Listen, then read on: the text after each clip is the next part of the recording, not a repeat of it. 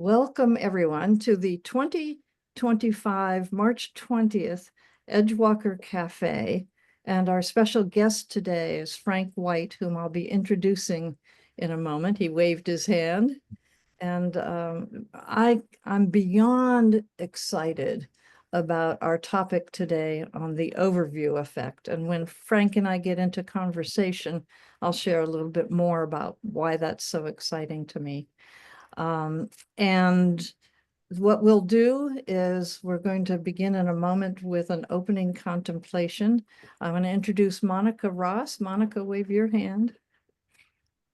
Monica is one of our Edgewalker facilitators and is holding space for us today as a co-facilitator and watching the chat and doing whatever else occurs to her to support us. And she'll be doing our opening contemplation in a minute. And so then Frank and I will have a free-flowing discussion, and then we'll open it up after about a half hour to your questions and comments and observations. We'll end today's meeting with some announcements about things that are coming up in the Edgewalker community, and then I'll close with a song. And so if you have any announcements about things you're doing that this community might benefit from, we'll ask you to share that. So I think, Monica, I will turn it over to you. Thank you. Very, very special meditation. And I will take care of letting people in. Brilliant. So the first thing I always do wherever I am is I bring in light. So I'm going to light this candle. And as I light it, I'm inviting you to either close your eyes or have a soft gaze, because you're moving from out there to in here, into your internal world. And we're all made of starlight and light.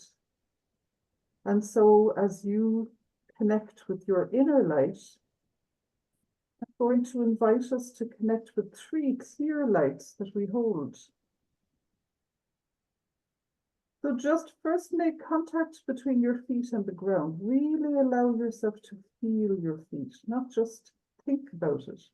Actually get a felt sense of your feet on Mother Earth. She's our mother, she nurtures us. And in the energetic work that I do, we have an Earth star, which is about 6 feet beneath our physical feet. So I'm inviting you to send your attention deep down into the Earth, into Mother Earth, and to connect with your Earth star. Just get a sense of this light that's always there, always supporting you, always nourishing you. You mightn't be used to connecting with it, but it is there. And then gradually, when you've connected with that and got a sense of sunlight there, begin to move up just above your navel, just above your belly button. And about 2 fingers in, there is your incarnational star. When you incarnated into this lifetime, this star illuminated, and it's always there. So again, with your eyes closed, imagine that as you breathe, as you take an inhale, this light bursts into a stronger light. It illuminates. And as you exhale all that you don't need. Breathing in, you take in resource and your light expands. Exhaling, you let go of whatever you don't need or that isn't supportive. And then moving up to our third light, which is above our head. It's about hands length above your head. It's your soul star that connects you to source, to the divine. And again, just inviting you to connect in with your soul star, which is always there, always bringing you inspiration, bringing you to the places and the people that best support you. And with your eyes closed now, just get a sense of those 3 stars lit up, just like stars in the sky. They're your personal constellation within you that supports you and connecting you to all others and to source. And what if we remembered each day, in the midst of the darkness, that actually we are filled with light? And on that note, I hand you back to Judy. Thank you so much, Monica. Thank you.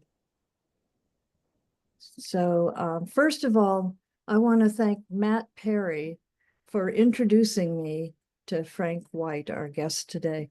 I had written a paper on global consciousness in the virtual space, actually a chapter that's in a forthcoming book, and which I'm happy to share with anyone. That's an open access book. It's not published yet, but just email me and I'll send you a copy of that chapter. And in that chapter, I write about the overview effect because I had heard about the overview effect from the Institute of Noetic Sciences and Edgar Mitchell and his transformative experience as an astronaut returning to the planet and falling in love with our fragile planet. And it was such an opening of consciousness for him that he devoted his life to studying consciousness and how others could have that kind of awakening experience. And then a couple of years ago, I was attending an online conference where Marilyn Schlitz, who had actually been a past president of the Institute of Noetic Sciences, shared research she was doing on the overview effect and its use in virtual reality in healing grief and the profound results that she had in the therapists that she worked with and their clients in terms of having this virtual reality experience of the overview effect and people's lives transforming and having such a different meaning after a loss of a loved one. And so I became very curious about the overview effect and read one of Frank's papers and wrote about that in my chapter. And then Matt Perry read the chapter and said, I want to introduce you to Frank. And I'm like, wow, that is just incredible. And you'll find out just how incredible he is. So he is the person who coined the term, the overview effect, after doing research with astronauts who have returned and have experienced this transformative experience, and is now a man on a mission to help others fall in love with the planet Earth. He's written a book called The Overview Effect, Space Exploration and Human Evolution. It's in the 4th edition, I think, Frank. Yeah. And then there's a documentary on the overview effect. And if you YouTube, check Frank out, there's numerous videos. So there's lots of ways to learn more about Frank's work. But he's built a whole community and he's going to tell us more about that. But I'd like to turn it over to you, Frank, now. And you can, of course, begin with the way you define the overview effect, but I want to, wherever you feel called to go with what you'd like to share with our Edgewalker community. I'm just welcome. Thank you so much for being here and sharing your experience and wisdom. Thank you. It's great to be here. And I always appreciate the opportunity to share the story of the overview effect, why it's important, why it's practical, and why it's incredibly relevant to today. So the origin of it is that I'd always felt drawn to the space field, to be involved in space exploration. And it started, I'll just tell you this little story. My first cousin, Ann Howard, says that when we were children, we were sitting in the parking lot of a grocery store and waiting for our mothers to come out. And I turned to her and I said, Anne, you know, we're going to have to leave this planet someday. Planets don't last forever, you know. And she says I was 5 years old and I was already thinking about our future. And I already had a plan. I don't remember that, but I do remember my mother giving me a book called Stars, and I immediately became interested in being an astronomer.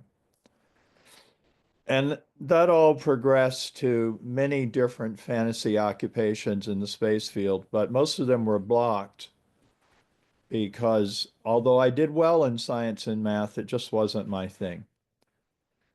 And so I finally found my way to a place that worked for me, and it was called the Space Studies Institute.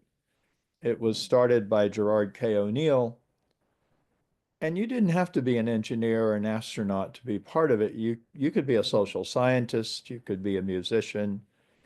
O'Neill had a vision of people living and working off-world, and he had a vision of it being an environmentally sound process because he felt the Earth was under pressure by our civilization. And if we could spread out a bit, it would be good for the Earth. So that appealed to me. And I was kind of obsessed about living off-world, as we call it. And I was flying cross country thinking about it, looking out at the Earth. And I just had an epiphany, and my life was changed in that moment. I said, if I lived on the moon or in an O'Neill community, I would always see the world, or the Earth, as a whole system, no borders, no boundaries, everything connected. I would experience the overview effect. If you look behind me, you'll see kind of what I had in mind. Um, when I landed, I decided I have a theory, I don't have data. There are no such people yet. So I started interviewing astronauts. And so originally it wasn't about astronauts at all. It was about people who still don't exist. And that would be people who live off world continuously. And I say live off world because I don't make a distinction between Earth and space. The Earth is in space, and it's always been in space. It will always be in space. We're in space, every one of us, and we're on a natural spaceship called Earth. But just to conclude, what I found was there was a flaw in my theory because I thought it would just be ordinary. Oh, there's the Earth. There's the Earth. And you would just know things that you would take for granted about wholeness and uh, systems and what the Earth is all about. You just know it. You wouldn't have to think about it. But in talking to astronauts, I found they were shocked.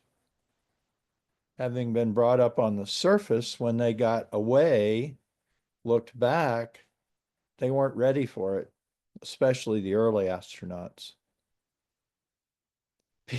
People are getting ready for it now because they've read my book and they say, oh, okay, that's what I'm supposed to feel. It's kind of a conundrum because the real solution is to be open, not to have a preconception. But nevertheless, I've now interviewed about 60 astronauts personally, and I'd say about 10 of them are commercial astronauts. They've been going on short flights. And I now have a lot of data, but we've shifted our attention to bringing the overview effect down to Earth. The idea being if the astronaut awareness could be ubiquitous on the planet, it would change behavior on the surface. I don't need to tell you we need to change our behavior on the surface. That's not a new idea. what I think we have is a tool for doing it. And there's a movement that you're all welcome to join to bring the overview effect down to earth. How do we do that? Well, let me stop there and we can talk about how we might do that. Yeah, thank you so much for sharing how you've come to this passion, this commitment of yours, and now built a community of others. I have a sort of funny question, and that is that I read somewhere when I was reading about the overview effect that NASA tries to train people how not to respond to the sense of awe. Is that true? I mean, for me, that would be heartbreaking, but I just, Well, that may have been true early on. Bear in mind that people were having this experience for 25 years before I wrote the book. And what we're talking about is a period, especially during the Apollo period and the Mercury period, the astronauts were not leaving the Earth to have an experience. They were leaving the Earth in competition with the Soviet Union. And yes, getting too engaged in the view could have been dangerous for them. One of the astronauts in the Mercury program did get really excited about what he was seeing, and he landed 200 miles from his splashdown point. They thought they'd lost him. And the next guy to fly just flew by the book, you know.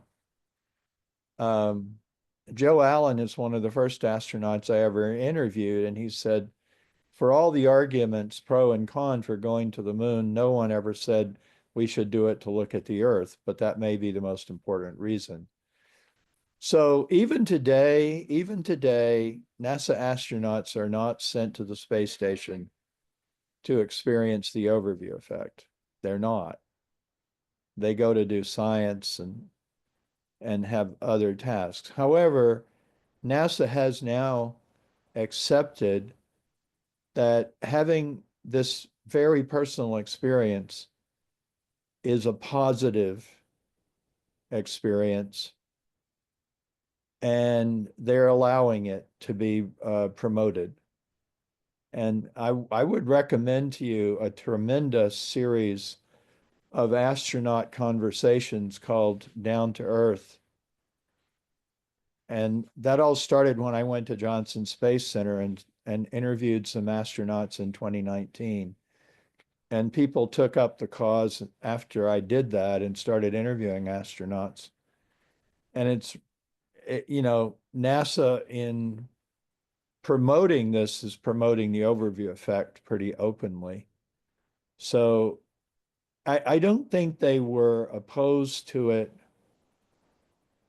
Maybe there was a little bit of, that's not what we're about. We're scientists, and that's woo-woo, if you will. right, yeah. It's too woo-woo. I don't know. But I mean, I think, a lot of it had to do with, well, you gotta keep your eye on what you're doing, or you might crash the spacecraft. And Michael Collins, who was on Apollo 11, said the ideal crew would be something like a poet, a priest, and I don't know, a writer or something like that. He said, but they would kill themselves. They would crash the spacecraft. So, yeah. But anyway, those days are over, and NASA is very much embracing the overview effect today.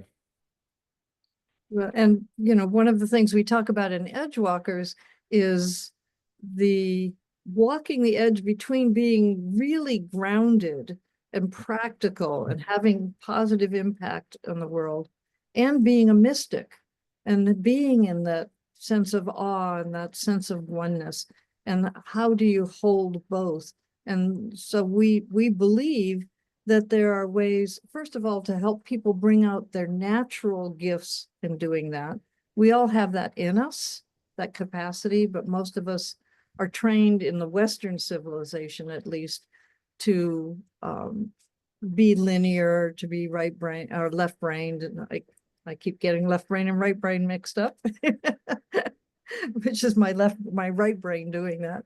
But to, to be linear, to be analytical, to be scientific, that's our primary value. And we've forgotten about the heart and the more intuitive senses and ways of knowing that indigenous peoples understand, and that we have that capacity in us. So how do we develop that natural capacity? But then there are also other specific skills and ways of doing things that help us to be more effective in creating a world that works for everyone. So that's very much what we're about. And you have really built an amazing community. I've only just stepped my toe in the water, and I literally had trouble sleeping last night. I was so excited about things that I heard and that I remembered from my own interests. So I'd love if you can tell us more. Sure. Maybe there's two things. One is about the community itself and how people could be more involved. But the second is, how do you build community? Because I think that's an Edgewalker skill that's really important in today's world, because there's many communities represented here today. There's people here from the Conscious Leadership Guild and from the Spiritual Intelligence Network, SQ21. And, there's this idea of communities, interlinking communities is part of how I think we shift consciousness in the world. So I'd love your perspective on your particular community, but then the idea of communities in general. Sure. I want to say that I feel like my life has been guided by a force that's bigger than me. We can call that force anything that feels comfortable to each person. But I've always been drawn to a spiritual part of myself, but I've also always had a foot in the real world, if you want to call it that. And, for every time I've attempted to have a quote unquote normal career, that force has moved me elsewhere. Just like the epiphany I had on the airplane. And it continues to do, that force continues to do so. And I've learned to follow it. And I've learned, in a way, to go with the intuition. Oh, I'm sorry, that's my canine companion. We call her Moondog. You'll probably meet her later. Anyway, she is guarding the house. That's her job. How did the community you're talking about really is the Overview Roundtable, which is a project of the Human Space Program. And if you look down in the corner of the screen, you'll see one of my colleagues, Kevin, is here. He is one of the people who's helping build the Human Space Program. And the Human Space Program is an idea that came up in the book, which was the notion that exploring the universe is too big a job for one space program, one country, one company, and that we need a human space program. Humanity ought to be expanding off world as a united species. So, it's two steps. One, unite humanity, and then move out consciously off world. So we had the Human Space Program and it became a 501c3 nonprofit with a number of projects. But we hit a moment kind of like the moment we're in now, where everything was turned upside down, and it was called, COVID and the pandemic. Nobody knew what to do. And my wife, Donna, was incredibly ill. She was intubated at the hospital. and they thought she might be one of the first people to have COVID. It turned out she did not, and she recovered, but we were plunged into this situation called the pandemic. And I was very grateful to the hospital and the doctors and nurses for saving her life. So I thought, gee, I'm going to go volunteer at Beth Israel in Boston. And then I realized that was not helpful. I needed to stay home and bring Donna back to health because she was still recovering. And also, I'd probably just be in the way at BI. And I talked to a friend of mine, Henry Beckton, who was running a large association. And I said, Henry, what are you doing? And he said, we're meeting every Friday on Zoom to ask everybody, what do we do now? And I thought, well, that is something I can do. So I said to my friends at the Human Space Program, look, guys, I'm going to do this. It can be a project of HSP or not, but I'm just going to send an email to 20 or 30 friends and we're going to get together on Zoom. And that's how it started. And it was, first we called it the COVID effect. And then it kind of transcended that. And we said, what are we going to call it? And as I was saying to Judy, I'm very enamored of the Arthurian myth. And my second book is about how that applies to the space program. So we called it the Overview Roundtable, and we call it that today. We meet every Wednesday at noon. And we talk about the overview effect, and we talk about the future. We talk about where we're going on Earth and in outer space. And we said, look, everybody, we'll keep doing this as long as you keep showing up. Now, that was what, 5 years ago? They keep showing up. And so every Wednesday at noon, we know what we're going to do.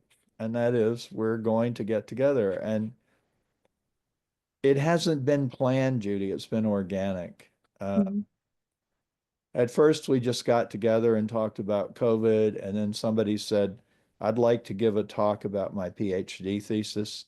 So we said, sure. Now people give talks. Somebody said, you ought to break into small groups and talk about the topic. And we break into small groups. And at the meeting, Judy came to one of the team members or one of the community members said, you know, I think we ought to invite outsiders to come in and give talks. And I said, yeah, but we've always made a kind of a tradition that only community members can give talks. But let's let it evolve. We'll see. So it just keeps evolving. And your question was, how do you build community? And I don't know how you build community. You know, you respond to the situation. And I don't know if any of you ever did EST, which was an old personal growth. Yeah, Lewis. Yeah. There was a saying in EST of ride the horse in the direction it's going. So that's what we're doing. And you saw what happened, Judy. Yesterday wasn't planned the way it turned out. And it just, it was a great session. So uh, that's how it's been happening. Well, what I hear you saying at the base of it all is, well, you said this earlier, that you trust the inner guidance source, whatever you might call this, that's greater than ourselves. You Yeah. trust that and you act on it. You also, as I watched you yesterday, trust the community. Hmm. And so when someone says, and that's really the same thing, isn't it? It is. Yeah. But you said, you know, someone made a suggestion and it's like, well, we haven't done that before, but let's try it. If it works, I remember you saying, if it works, we'll keep doing it. If it doesn't work, we won't. I mean, Right. And that is a beautiful experimental attitude that allows emergence to happen. And I just really admired the way that you handled that and the way you are with your community. There was so many people with so many good ideas and everyone supporting one another. It's just the way all humanity ought to be. I was very inspired. And you mentioned before we started that we have the concept of the quest. Mhm. The idea is that everybody there is on a quest and they're trying to do something to make the world a better place. So yesterday was Quest Day, and there was no speaker. And the idea was, what is your quest and how can we help? So that works really, really well. You know that you're not alone, but on the other hand, we're going to honor what you do, but you can get help as well. Yeah. And so many people were offering help to each other and people asking help and offering help. It was very uplifting. And I see that in the chat is a link to the Human Space Program. So please, everyone, check that out. I think this is a good time, if you're willing, Frank, I know there's lots of questions and things people want to share with you. Sure. All right, Yep. let's open this up. Matt's raised his hand. Go for it, Matt. Thank you, Judy, and it's great to meet you here, Frank.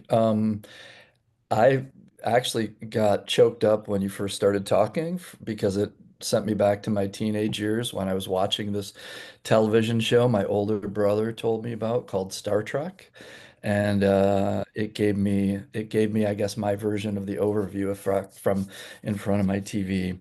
Um, you mentioned at the very beginning in your introduction why the overview effect is practical and incredibly relevant today. I was recently reading a book on awe, AWE, from a Berkeley professor, and it made me think of the overview effect. Mhm. Given the events of today, when everybody feels like they're in survival mode and looking over their shoulders, Yeah. what do you do? What are practices that you do? How do you get back into the flow of the overview effect in such a trying time? Hmm. Very good question. Well,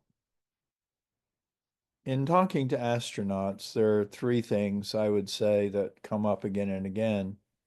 One is there are no borders and no boundaries on the planet.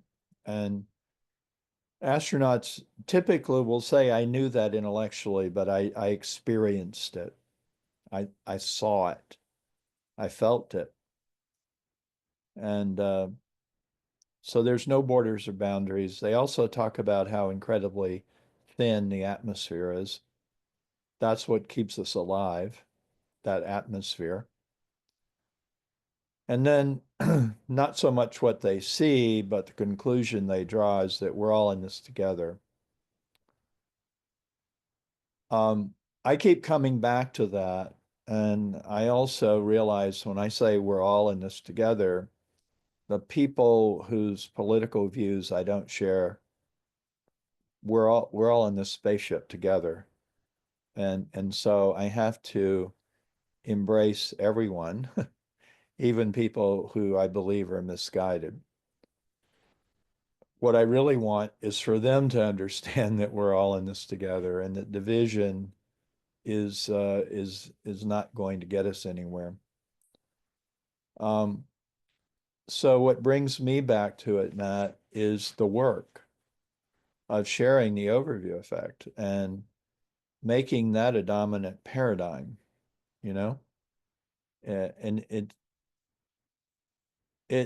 overview effect has become something so much bigger than me. It's out there. I've said before, when it first started, when the book first came out, it was like I had a little child that I had to nurture and protect. And now that child is whatever, 40 years old and is out there doing things I don't even know what it's doing half the time. And in general, it's a positive message about the truth of our situation. And, that is really, if I were to summarize it, I would say, if you really get the overview effect, you get the truth of the human situation. We're actually living in a lie. If you know about Plato's cave, we're living in Plato's cave where we see things that are not real. We don't experience being on a spaceship. We experience being on a stable platform with the heavens revolving above us, and it's not the reality. So, Matt, that's how I do it. Is I keep coming back to the work and how do we communicate the truth to everyone? Not just the people who already agree with us, but everybody. It's not easy. I guess that's what an edgewalker does, is you find that way to do that. Okay. I hope that answered. Okay, good. Thank you. And Tian Wan, am I pronouncing your name correctly? You have your hand up. Yes, perfect. You pronounce it perfect. Thank you. I'm sorry I'm late for today's event. And I have a question that may also sound funny or naive, but I recently read from some Chinese social media about a phenomenon uh, being observed from astronauts who came back from the space. So it was said that many of them experienced prolonged depression um, because of what they experienced in the space when they saw the Earth was so big um, in the sky when they were on the moon. So Mhm. they see the Earth's somewhat overwhelming, very pressing existence, and they felt so lonely, so small, and that loneliness and the vulnerable, the feeling of vulnerable, made them very depressed long after they returned to the earth. I just want to verify if you have heard of if this is true or not. Hmm. The first thing I would say, if that is a discussion of Chinese taikonauts, I have not done much research on them, although I did pick up one article where an interviewer asked a Chinese taikonaut, "Do you know what the overview effect is?" And she said, "Oh yes, we know all about it." That's about all I know. But more broadly, uh, yes, I think that probably does happen. Um, part of the truth, part of the truth is that our situation is pretty fragile, you know. It's not, we talk about the overview effect, seeing the Earth from space and in space. And from space, you're in space. You yourself are in space, so you see the Earth from a distance, but you also see it in space against the backdrop of the universe. And William Shatner, going back to Star Trek, William Shatner went on the Blue Origin flight and he had heard about the overview effect and he thought it was all fun and games and he was going to have a really positive experience. But looking beyond the Earth at the blackness of the cosmos really made him sad because he realized this precious blue ball is all we've got, and there ain't nothing else out there. There is nothing out there where we can survive without special equipment. And we're on this beautiful planet. 37% of it is land. We can be on the land without special equipment. If you go into the ocean, you've got to have scuba diving gear. And also, if you go very high above the surface, you need special equipment. We're in this very, very narrow place. And, I think Shatner realized that we are systematically destroying our own living space. So that's one thing. I think astronauts feel that. They do see the environmental destruction. The other thing, I'm working on a project with some colleagues to train commercial astronauts to get the most out of their experience. And a big part of what we're going to do is work on integration after you come back. Integrate the experience, because research on peak experiences shows that many people who, for example, realize their lifelong dream of whatever, being an Olympian or whatever their lifelong dream was, afterward, there's a question, what do I do now? So I think there are rocky moments after realizing your dream of being an astronaut. What do I do now? Where do I go from here? So I don't know, in terms of the article or the research you mentioned, I don't know in those particular cases what caused it, but we do have research that suggests it would happen, that it will happen.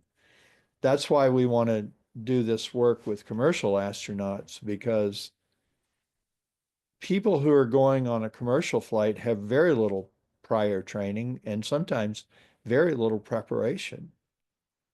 And I'm concerned that they may be exposed to something they're not ready for, and it won't be a good thing unless they get preparation. Does that help? Okay.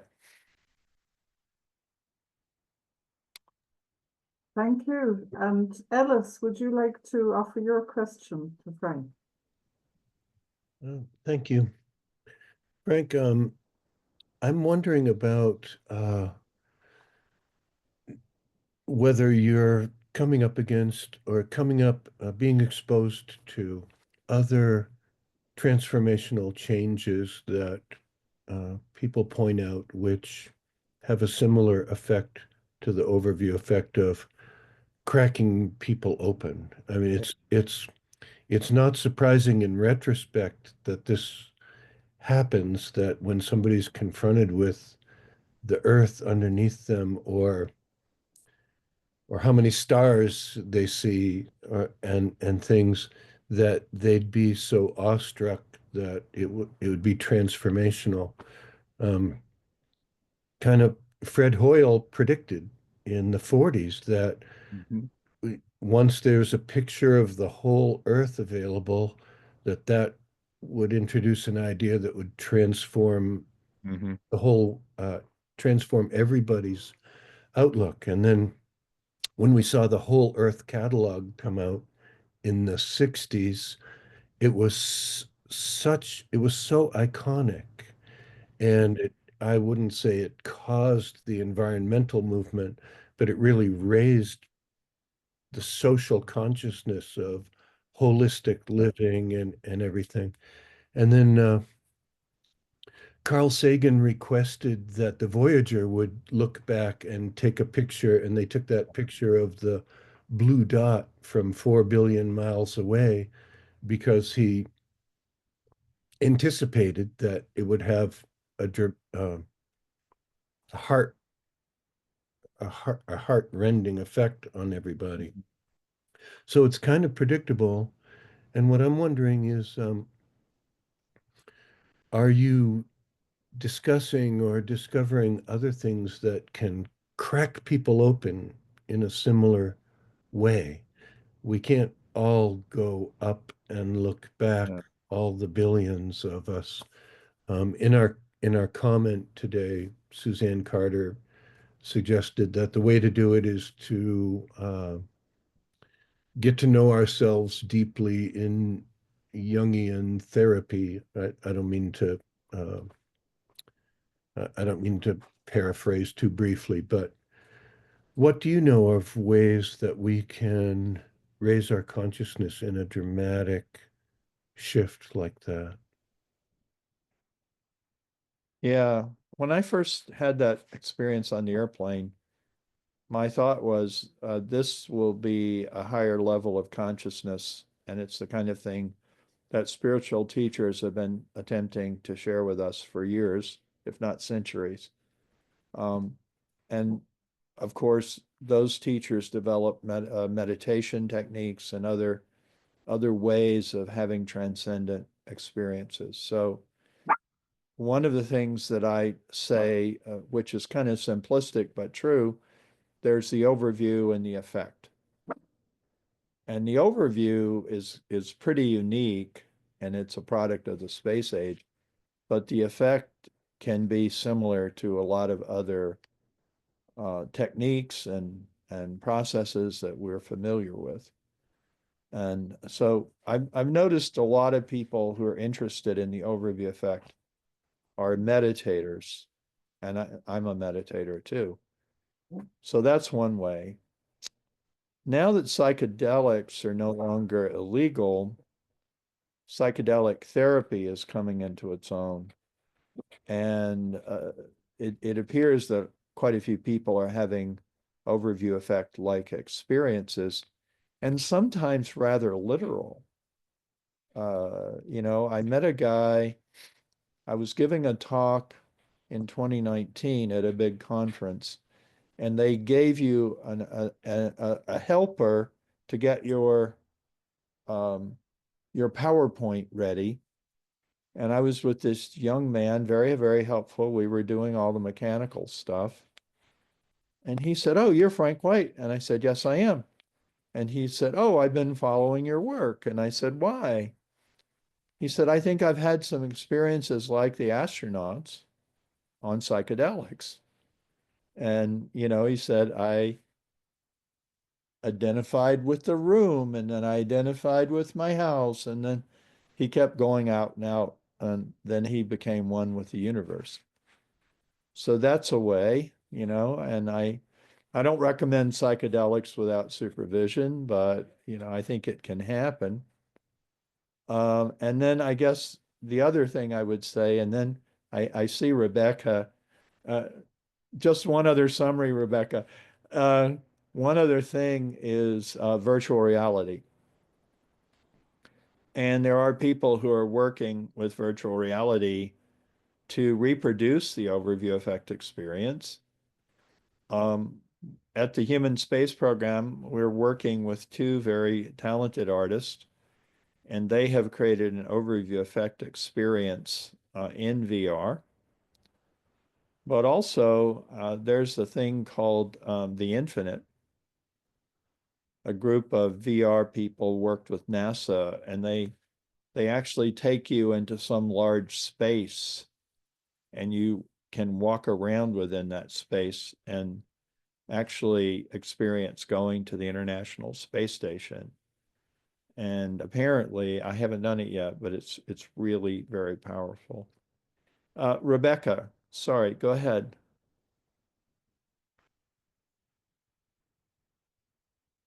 I think you're muted. Thank you. And I know that William had it. My computer won't put my hand up. Yeah, I know. Go ahead. I just have a question about people, and I'm talking about myself, who live in very remote, very radically conservative places who have had lots of these kinds of experiences. And the word that comes to me through this whole experience with you right now is translation. Mm-hmm. Speaking mystical language doesn't fly. And Yeah. hiding out in each other's living rooms is safe, but it's not why we're here. Yeah. And so I'm really curious about, the what, so what, now what, the integrating the experience and uh, aligning ourselves with why we're here. Mm-hmm. Because sometimes we just end up in these places where we don't have a community. Yeah. and obviously the internet is yay, but then the screen Yeah. goes black and it's like, now what do I do? And so this thing about translating all of this amazing information into something that's really tangible and practical and applicable Mhm. and not so esoteric that it just leaves people like, I don't belong to that club. So I'm just curious about your thoughts on that.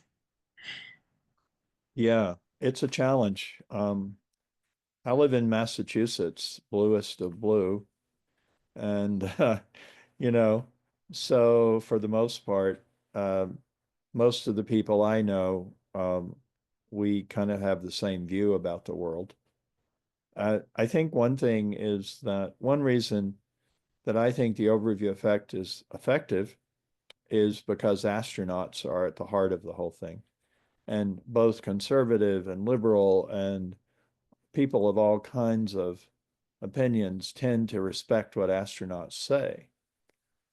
And one of the approaches I take is, again, I do my best to refer people to the down-to-earth videos and attempt to get people to watch those. And hopefully they'll be open to it. If they're not, there's not much I can do. But I will say, you know, that going back to what I said before is that we're all in this together, and it sounds like you live in a place where people don't agree with your worldview for the most part. Am I right? Yeah. So I think that it before attempting to share your worldview, it's useful to listen and understand where they're coming from and why. Uh, I'm in a unique position, having been born and raised in Mississippi, a red state, reddest of red, and then having been educated at Harvard and Oxford. And I've lived within two different worldviews. And I think that really the goal is for us humans to understand one another. And I think it starts with us listening to people we disagree with. I wish there were a magic solution, a magic wand to wave, so that people would see it the way we do. But I don't think it is. I think it's hard work. So I'm not sure that's a good answer, Rebecca. I do have friends, even here in Massachusetts, I have friends who don't agree with me on politics. And I just attempt to listen and be non-judgmental and see if I can open their minds a bit. You're welcome to move to Boston anytime. Thank you. Anyway, we'll put anybody here who wants to be on the overview roundtable list. That would be a good thing for you to do, Rebecca. Everybody, if you'll, I don't know if you let Judy know, or I don't know how to do that. We just need your email. I'll get on the list. Thank you. Okay. Oh, Thank William. you, Rebecca. And maybe Judy, you can figure out how to get the list, how to get people access to the list if they want it. Yeah, I can't get the list of who's on this call. But what we can do is put something in our Edgewalker newsletter that goes out to about 3,800 people, and point them to, well, is there a sign up list, Frank? Or should we just have people email you if they're interested? They could email me, and I'll collate it all and make sure you get on the list. It is invitation only, but I mean, anybody who comes to a meeting like this, I'm sure you'd fit in nicely. So, You might have a large influx, Frank. sorry. You might have a large influx of interested people. That's okay. That's okay. I'm conscious Many of. are called, but few are chosen, I think is a phrase I've heard. Anyway, So Uh, I see William has his hand up, and William, I'm conscious of time, so if you can give us a nutshell of your question for Frank, we'd love to hear from you. Sure.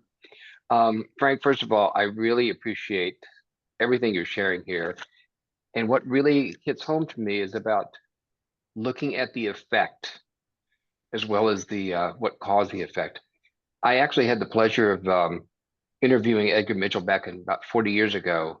wow. And here's one thing that he said, I just pulled up. He says, what came out of that experience was an enormous sense of responsibility that goes with the power of creativity. And that means letting go of fear. Automatically, that brings a deeper sense of love and responsibility for oneself, surroundings, environment, and planet. And what that raises to me is that what you've just said about listening, but listening with an unconditional heart, Mhm. not I'll listen to you looking for what I can like. It's listening unconditionally. Yeah, And so love, the gratitude that he shared, and the compassion that he shared. yeah, Those to me strike as the effects that live with you. yeah. And so I just wanted to just hear you talk about how we can live with that level of experience, whether or not we've even had an overview effect or exposure to that, Hmm. Yeah, because that focuses on the effect part. yeah. I think we don't have much time, so I'll just say a few things. I think that um, maybe have, as you're listening to somebody you don't agree with, just keep repeating the mantra, we're all in this together. We're all crewmates on Spaceship Earth. And we have to find ways to work together. And also realizing you don't know the answer. I don't know. I don't know how to live with somebody I so totally disagree with. But what I do know is I can't fall into the trap of deciding, I so totally disagree with you that I have to destroy you or I have to defeat you. It's a really hard thing to do, and I think you've stated it very well as to what William Mitchell brought to it.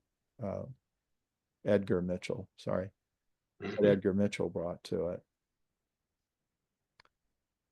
I do want to just take a moment to, I'm pretty sure that the guy hiding behind the Human Space Program logo is Kevin Russell. Are you there, Kevin? Well, Kevin works with me at the HSP and the Overview Roundtable, and I'm glad you're here. Sounds like you're not here at the moment. I'll stop there, Judy. I think it's up to you. You had a song, right? I do. We have some announcements first, and we'll also give you a moment for closing remarks. Okay. Monica had a question for you. Okay. So I've been really inspired listening to Frank and quite moved at times. And, all of us are interested in humanity and how to bring the best, how to manage our planet and ourselves on this planet. And I'm wondering if you have if you have a wish that you'd love to share with us, given all of your experience and all of your wisdom, what's your deepest wish for humanity?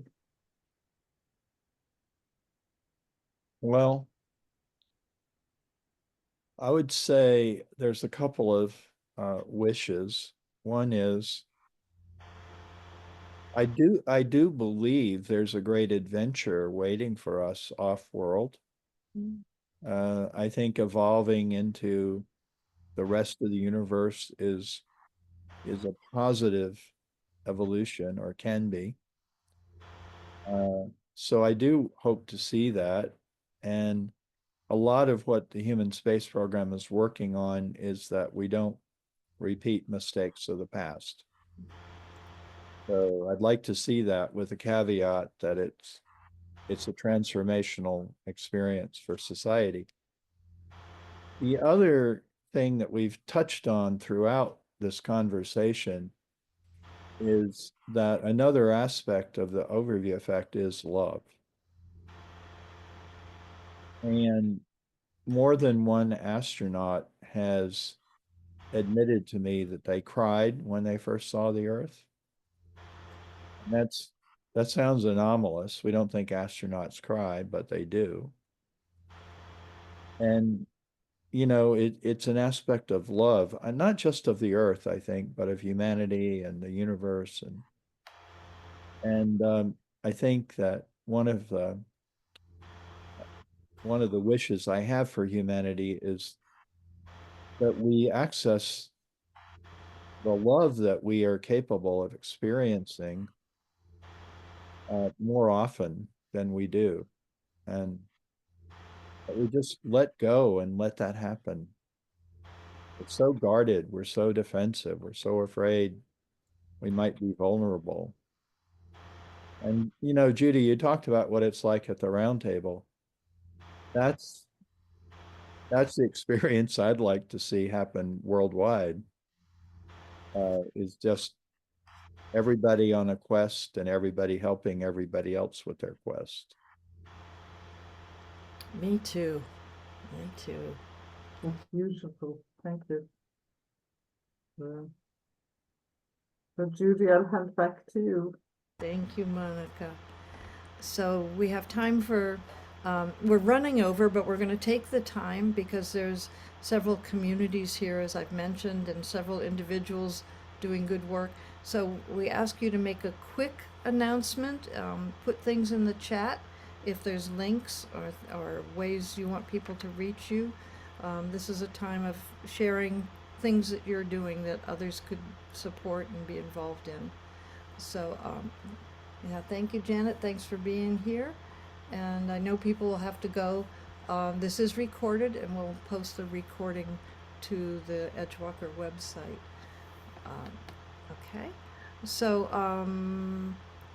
let me just start with my announcements. Our next Edgewalker Cafe is April 17th. It's at a different time. That is at 2 p.m. Eastern. Our host for that is Matt Perry, who's here today, and his guest is Ian Reisler. Would you like to say anything about that, Matt? Sure. Sorry. I just took myself off video. Oh wow, what could I say about Rian Eisler? She's a child Holocaust survivor. She created the terms Dominator Society and Partnership Society.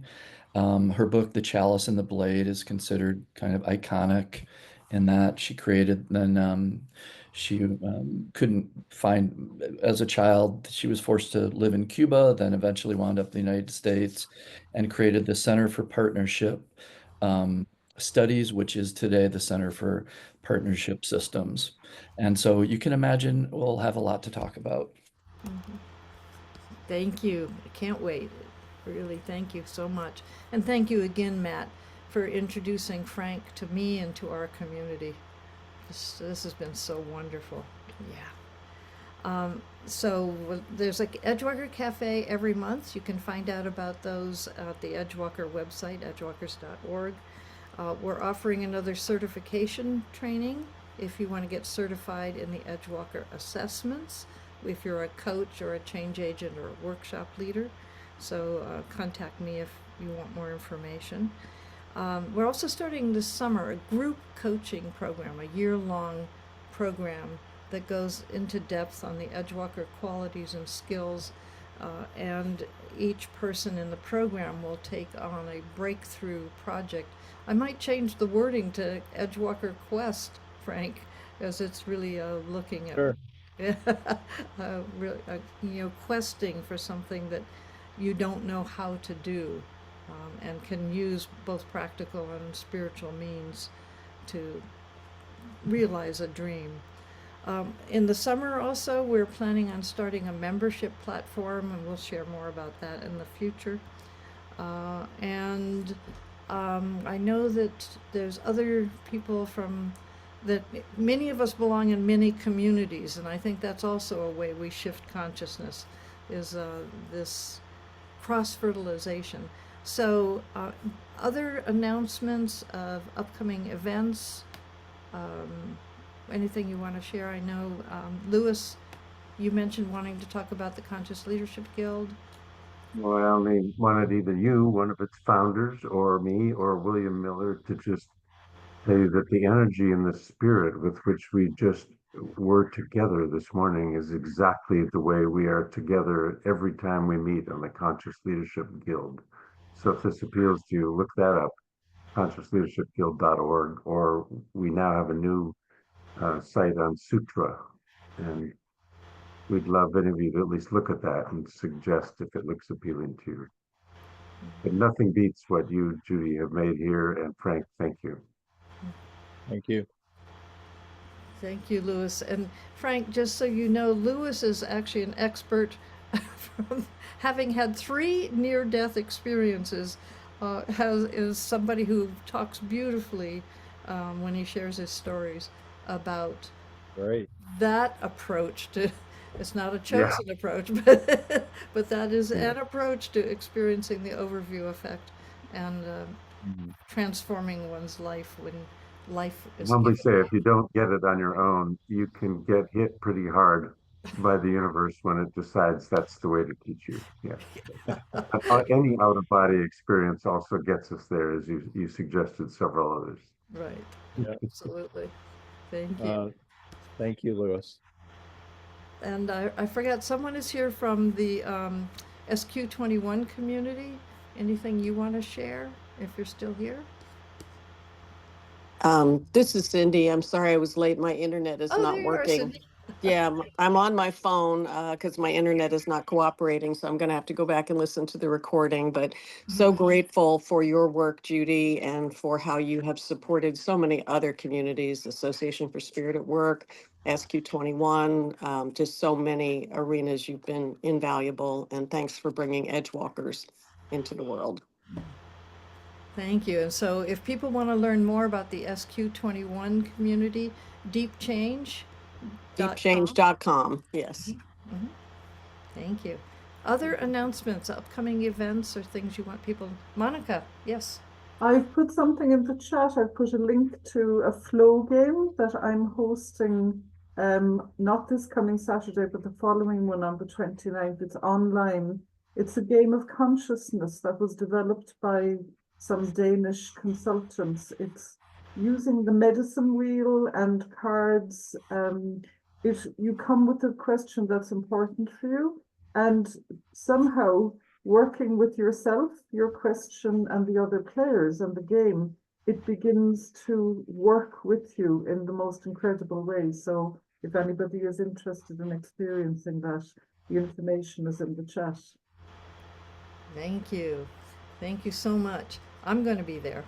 And Peggy O'Neill has put in the chat information about Democracy Is Us. Please contact her. She is doing, we might also call it like conscious democracy. It's beautiful work that you're doing. And Peggy was our guest. She's also part of our Edgewalker facilitator community, but Peggy, you were the speaker of one of our Edgewalker cafes about Democracy Is Us. So there's a whole video in our resource area of the website if you want to learn more about that. And Pat, I'm so glad you were here. The Slow Art Day, you've put a link in there. And I'll just see if you have a sentence to say about that. And so we Sure. can begin to close. Sure. This is something actually started by a close friend of mine. There are hundreds of venues around the US and around the world, art museums, galleries, any place where there are art installations where people gather. It could be just with a handful of friends or sometimes larger groups. And you go and pick out amongst the many artworks available, you pick out a single one and look at it for 10 minutes. And, with a group of, it might be 3 or 4 other people or 10 other people, and you all look at the same work of art and you really study it and really look it's almost a meditative practice. You look at it for 10 minutes in silence, and then afterwards you have a discussion about it. And, sometimes that's all. Sometimes if you've got an hour or two, you might go and do the same thing for another couple of works of art and do the same thing afterwards. It's a great model because people can do it as their time allows, as their community allows, as their relationships allow. And this is something that's gathered momentum over the last 15, 20 years. So, and people are doing this all over the world on April 5th. So it's coming right up. And you can just, there's no permission needed for it. You can just do it in your own community. Call up, 4 friends or 5 friends or 10 friends and gather at your local gallery or art museum and do it. So. Wow. Well, that's very cool. Thank you. And it's again like when Ellis asked about practice, there's a practice. Yeah. All right.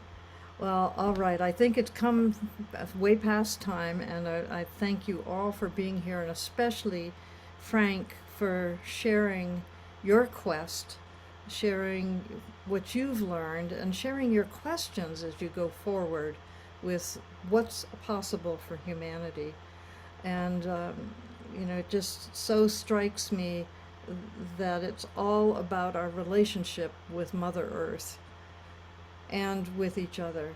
And so I have a song to share with you to close us out. And Frank, if you've got time, I'll ask you and the Edgewalker facilitators to stay on for just a few minutes after we end the recording.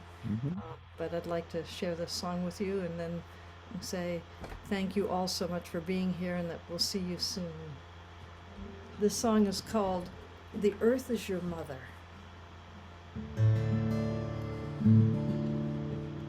Oh, and if you feel like singing along on the repeating phrase, the phrase is, "The earth is your mother, let her heal you." And so that comes throughout the song. You just sing along with your muting on, and it won't sound cacophonic.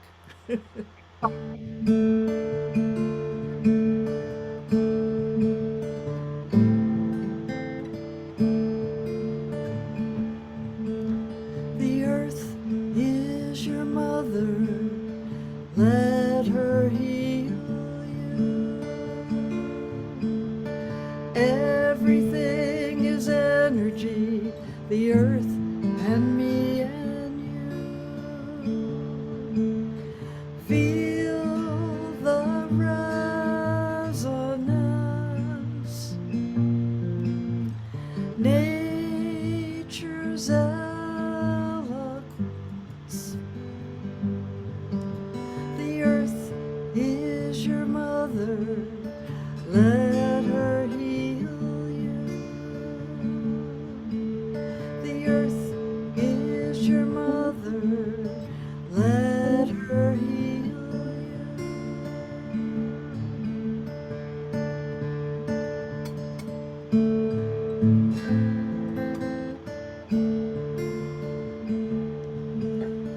Bare feet upon the ground, you will surely thrive. Lean your back against a tree, like you, it's so alive. Notice where there's pain, let it flow away. The earth is your mother, let her heal you.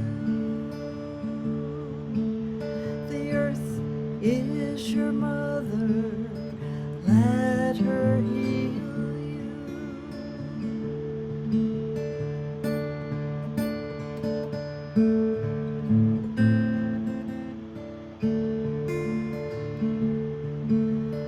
Put your hands upon your heart, feel the love in there. When love is here, fear must depart, and love, it must be shared. This is how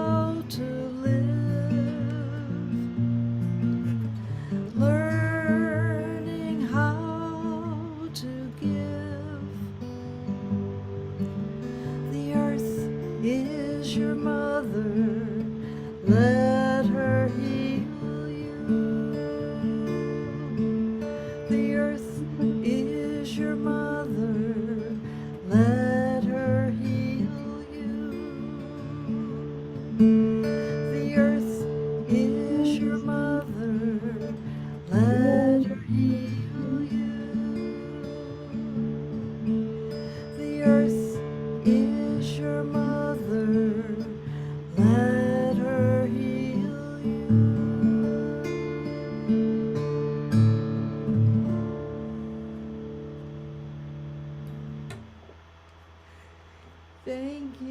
Thank you, everyone. Thanks for singing along. That just went out to the whole universe. Thank Terrific. you. See you Thank all you. soon. Bye, everybody. Bye, Bye. thank you. You can unmute and say goodbye.